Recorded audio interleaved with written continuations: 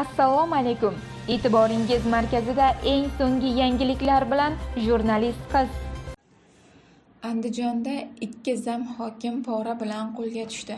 Andijon viloyatining Bo'ston tumani hokimining investitsiya hamda qishloq va suv xo'jaligi masalalari bo'yicha o'rinbosari pora olayotganda qo'lga olindi. Bu haqda Davlat xavfsizlik xizmati xabar berdi.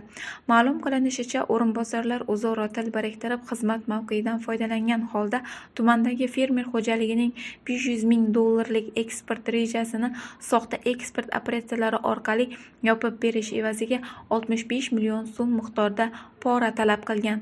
Tuman hokimining qishloq va suv xo'jaligi masalalari bo'yicha o'rinbosari joriy yilning avgust oyida so'ralgan pulning 25 million so'mini avans sifatida oladi. Qolgan qismi esa, ya'ni 40 million so'mni tuman hokimining investitsiya masalalari bo'yicha o'rinbosari orqali olayotgan paytda ashyoviy dalillar bilan ushlandi. Hozirda holat yuzasidan mazkur mansabdor shaxslarga nisbatan Jinoyat kodeksining 210-moddasi pora olish 2-qismi va G bandlari bilan jinoyat ishi qo'zg'atilib, qamoq ehtiyot choralari qo'llanilgan. Eslatib o'tamiz, avvalroq Surxondaryo viloyati Shurchi tumani davlat soliq inspeksiyasi soliq inspektori pora bilan qo'lga tushgandi.